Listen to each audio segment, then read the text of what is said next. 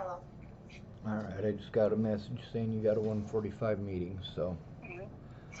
I'm actually in the same time zone as you currently. Okay. Alright, so one of the things that they're doing is they had me put in prison last year for trying to turn them in. You already knew about that.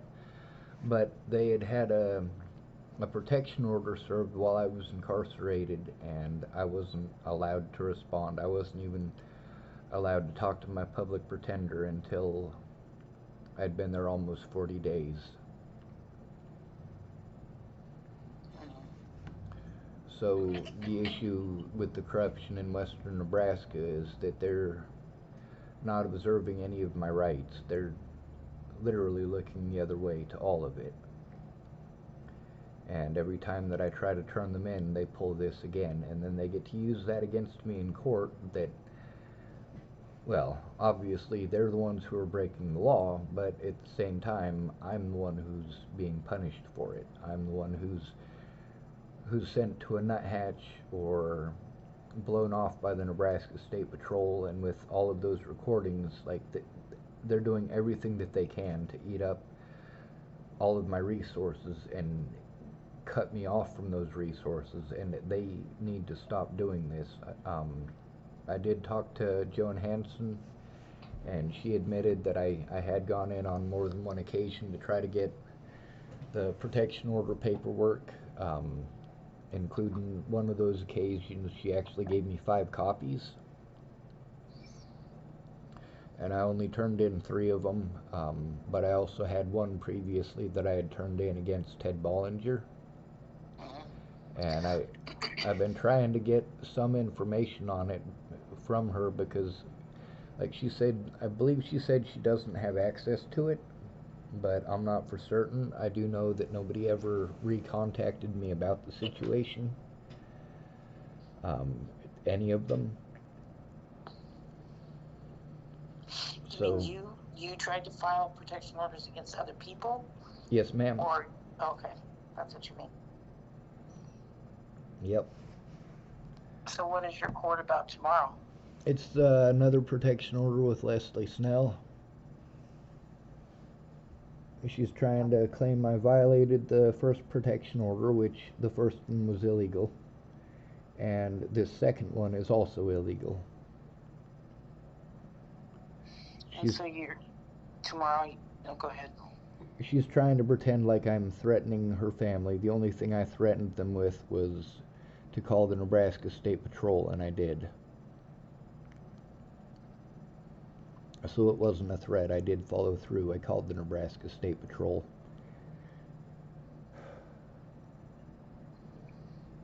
So tomorrow you're defending that there shouldn't be a protection order. That's what the point of the court is. Yeah, Yeah. but I've been looking it up. There's really no help online as far as that goes. It says to get a lawyer. I don't have that ability. Um, I don't know, Meg. They can't keep on doing this. I mean, all of my videos are speaking out about corruption and speaking out against violence. So I don't get how it is that they're trying to twist that into me claiming that I'm trying to hurt people. Mm.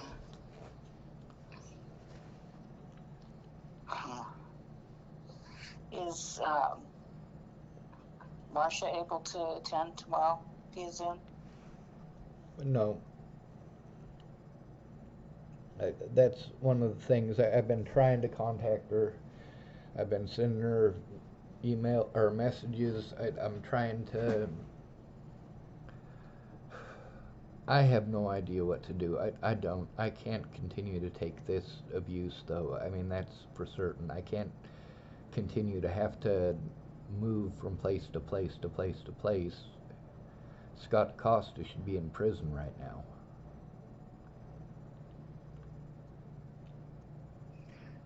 would you like me to email Penny and Marcia and see if they'll respond to me? And I would. I haven't been in contact with Penny for a while.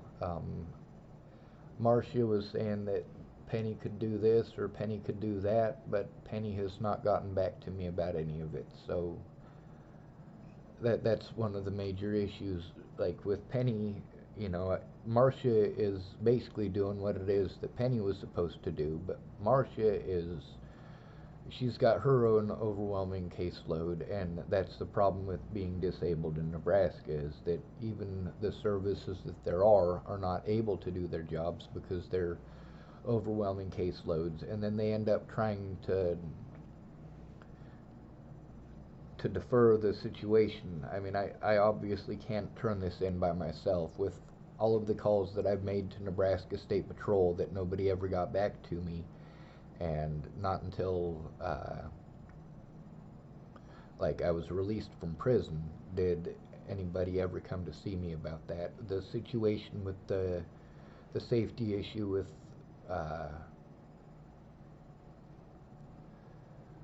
the safety issue that I was having with the Dual County Sheriff's Department and Robert Warnick continuing to stalk me even after assaulting me, and you know, that's all stuff that needs to be addressed in court, but they're preventing me from even going to the courthouse by having this protection order stuff. Joan Hanson has the same lunch hour as Leslie Snell, so I can't even go in to turn in that stuff. There's also the safety issue with the deputies, where they can escort me, but I'm trying to turn in these deputies. I don't see how it is that they can be allowed to do that. Yeah. It's a safety issue for me with all of the crimes that they've committed for me to even go to the courthouse, and not having an advocate present to go in with me, despite Marcia Estrada saying that Penny could. Then there's Penny's situation where she couldn't, and then Marcia Estrada explaining, I've got it all in text messages. It's just, it's overwhelming, and I don't see how they can expect me to do all of these things given my limited resources, especially when these crimes that are committed by DaCosta are preventing me from having these resources to even take care of myself at this point. For you having to help me not once but twice to get my disability back because they kept me incarcerated so long, like that's obvious abuse of power. And then with Scott DaCosta telling people that I was schizophrenic, you know, all of these things that I've recorded them saying that ended up not being the truth, and also the deputies being involved on multiple occasions and not doing anything about Robert Warnick or Chris Kurth. Like, this is, it needs, I need you to be a part of the court because of the situation that I was trying to turn them in, and that's what we were doing at that hotel room. But like, the paperwork that I have, I don't have any way to send it to the courts to show that what Leslie Snell is doing is just trying to cover for herself and her boss. Well,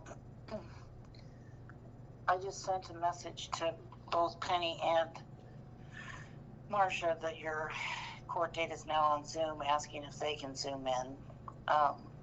We know they won't let me say anything because we've tried that before. I mean, I can listen in. See, that's one of the things that it says on the website for doing this, is that I do need to be allowed to have witnesses and to call those witnesses. And yeah, they keep cutting you off in the other court dates. I'm hoping that this is the first civil one that I am hopefully going to be allowed to go to and take part in. Like, that's one of the major issues, is that they keep incarcerating me and then serving me while I'm incarcerated and preventing me from going to any of these and preventing me from going through evidence and presenting evidence. And I'm pretty sure that it's against the law for them not to allow you to speak this time. I'm pretty sure it was against the law for them not to allow you to speak the last times too. Like, it's blatantly obvious that they did this to prevent me from turning them in, and now I'm... Oh. According to what I've been able to read and kind of understand, because it's not written in simple English, they use a bunch of big words that when you look them up in the dictionary and then you look up the court definitions, the courts have a different definition of these English words than what the dictionary does. What was I looking up?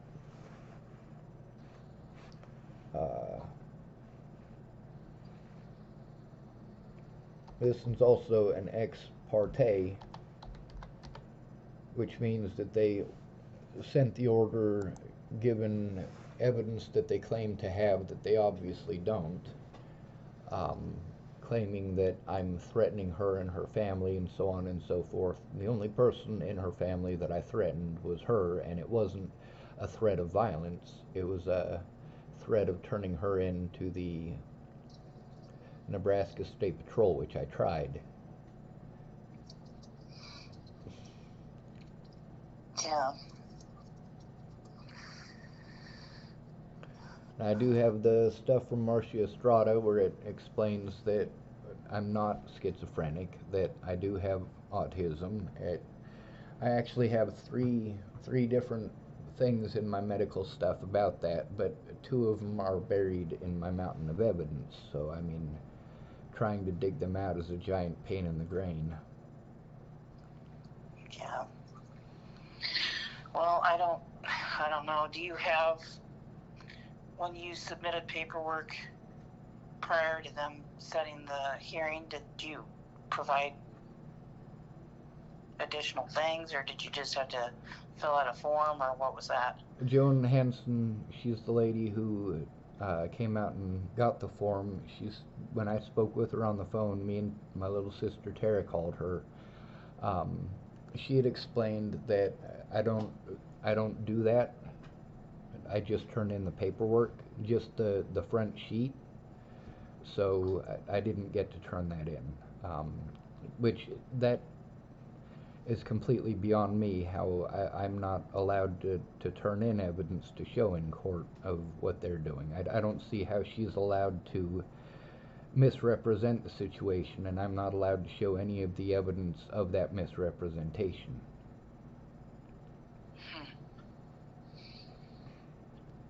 Yeah, I have no idea.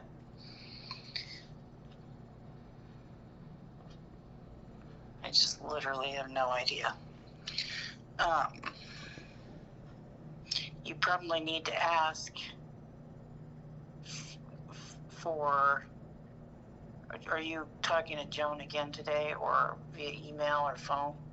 She's supposed to send me the Zoom link and a phone number for the court in case the Zoom link doesn't work.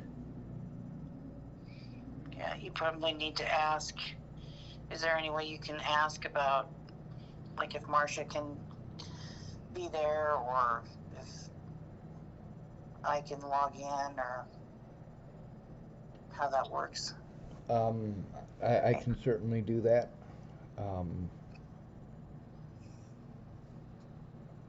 Matter of fact, well, I won't be able to do it when I get off the phone with you because she's going to be at lunch for the next hour or so, but when she's done with her lunch, I could certainly give it a try.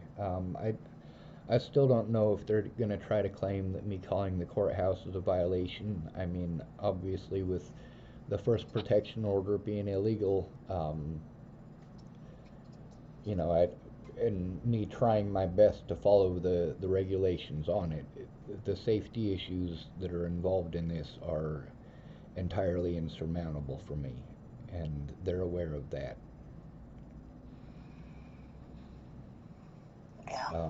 On the paperwork that I have, she doesn't write down any specifics, and she writes down to the effect of, I mean, literally she's going out of her way to make claims that are untrue and try to twist my words into something that they're not. I mean, all of my videos about this situation are about how frustrating it is that everybody keeps suggesting violence and saying if it happened to them they'd get violent, and this is most of the so-called help that I have.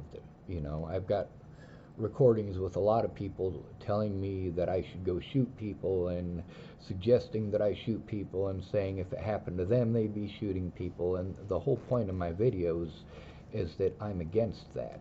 And you know, for them to try to twist those words into something that they're not is completely immoral. Now, it's been explained to me that the ex parte thing, that's basically like the temporary protection order thing in Colorado, where if you don't show up, it's automatically granted. And since I was incarcerated, I could not show up. Since I didn't have any help filling out the paperwork, and due to the fact that I didn't actually have the information available to me to be able to do that, I mean, there was nothing that I could do. I also didn't have access to envelopes. Now, they did eventually, when I was in the prison, they did give me envelopes, but they also had specific things that the envelopes were to be used for. I wasn't able to get the address in order to send anything as far as the courts go until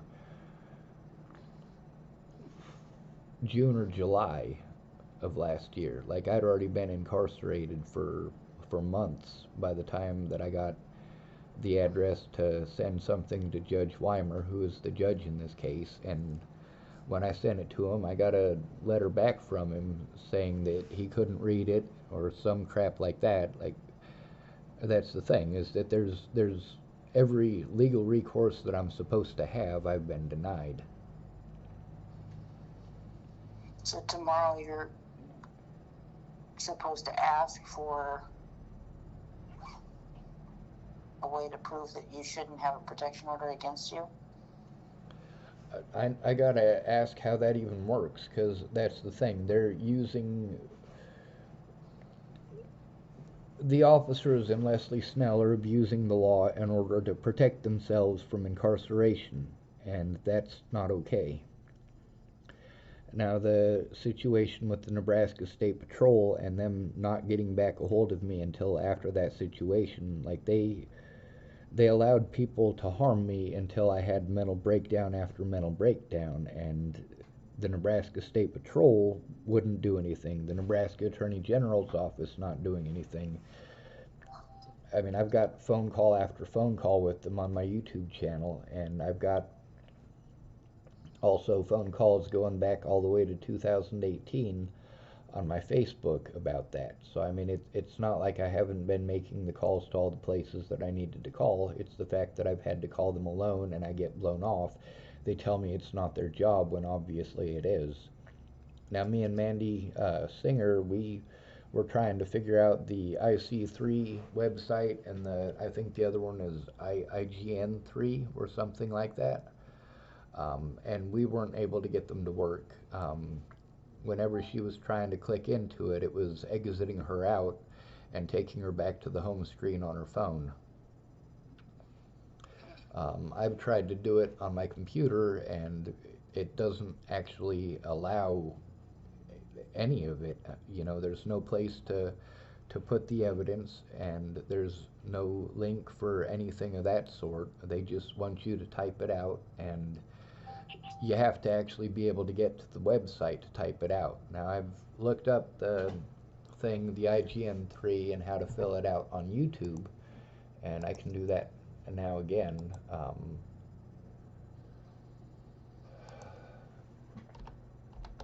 Filling out. You alright?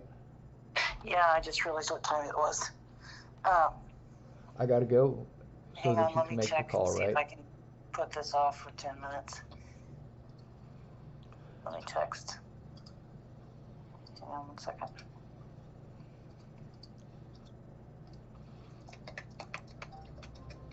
It's got the fill out IC3 complaint thing, the FBI Internet Crime Complaint Center. But it's also not just internet crimes. the stuff with Scott DaCosta, I'm supposed, because this stuff is taking place in multiple states, and the stuff just in this state alone with DaCosta took place in multiple counties. Um, there's the other website from them that I have to try to figure out. If I have to let you go to your meeting, I can do that. I just got myself 10 minutes. They said we could go at 2. All right. Okay. I don't know.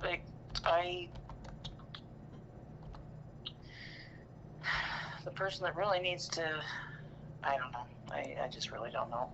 I'm hoping Marcia can zoom in. I'm hoping so too. Everybody keeps telling me I need to get a lawyer, but because of everything that the police have done in the last 5 years, I don't have the money or a stable environment to do that, and they're aware of that. That's one of the reasons they keep doing it. So if they determine that the protection order is granted, then that extends it for another, how many months or year or what? Year, I guess.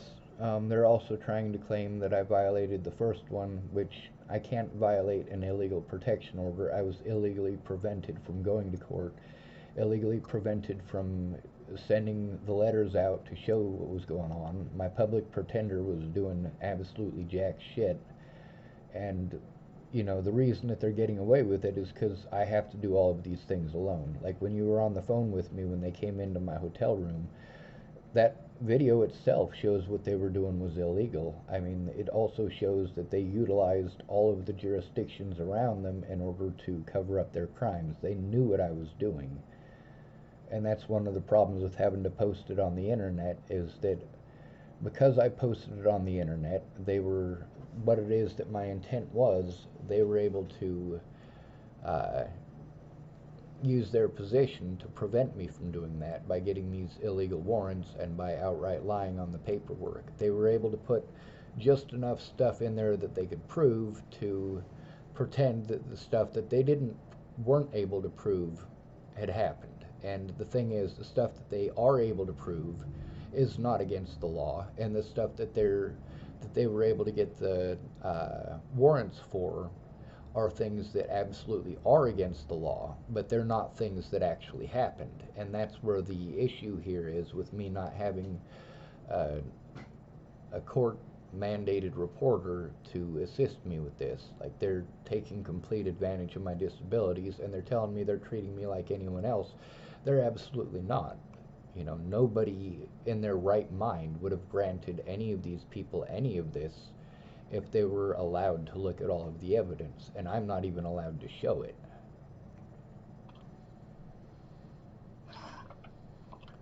Like, this is making no sense to me, and I've called lawyers prior to this about situations that are similar, and the lawyers tell me that it's illegal, but that there's supposed to be witnesses that are allowed to speak. They don't understand why you weren't allowed to speak in my other court dates. Like, you were supposed to be allowed to. You're my advocate. With you not being a registered advocate, or what was it that you called it again? Accredited advocate, I believe. I don't think I used that word, but I'm not a paid advocate. That works. Maybe there's a word for it. I don't know. So I mean, I'm still trying to figure all that out. The fact that a Dual County deputy is the one who hooked me up with your phone number, and then they kept on asking me for your phone number, and I gave them your phone number, and they kept saying that they didn't have your phone number. Like, this is, it's beyond me. And also, there's Joan Hanson. When I spoke to her, she said that Scott DaCosta, when I turned in those protection orders to him, she said that he might not have been aware of how that all works. And, you know, if that's the case, you know, ignorance of the law is no excuse, is what we keep getting told. But then ignorance of law is somehow magically an excuse for law enforcement. And with law enforcement taking part in assaulting me, it's very complicated.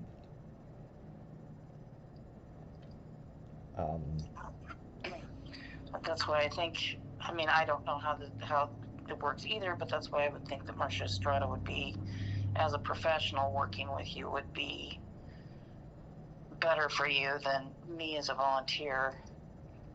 I agree, but there's also the fact that you're a witness to these situations and my intent. I mean, when I was calling you back in January of last year about this and trying to get a place, was I telling you that I wanted to kill these people, or was I telling you I wanted to take them to court? No, you never told me that you were trying to kill anybody. Exactly. Now, with taking them to court and trying to go through all that stuff in my hotel room, like they were able to obtain their warrants by lying in all of these court documents, and it's literally all four of the people that I had said on the internet live that I was trying to turn them in. So the fact that they work together and that the lies that are on their paperwork, I can verify that they're lies, is a lot in my favor, but I have to be allowed to show it. And with all of my resources going to defending myself against the things that they've done, I mean, I don't know. I don't know what to do with that. Now, Marcia Estrada, she doesn't have a lot of time to do that. And she keeps saying that. I've got a lot of recordings with her where she's explaining that with her caseload, she's got to meet 30 people a week, and that's a lot of people that she's got to try to help out. Yeah. So It's still, though, that those professionals in those agencies that are, the ones that have licenses and everything else, that people are going to be more apt to listen to. Well, I sent her an additional message and just asked her again. And if you want to ask Joan how that works when you talk to her, that would be good. all right, I can do that. I've got to hop on this 2:00 meeting in 6 minutes or 7 minutes. And then just let me know. All right. And then I did figure out the video, but if you're not worried about it, I won't bother to show you that. Are you possibly going to be available later tonight? I have a meeting from 6:30 to 8. If it's before that, I might have some time before that. All right. I'll see what I can try to do to get that done beforehand. I got to go to the front office and see about renting the room for another day. Okay. All right. Okay. Thanks, Meg. Bye. Bye.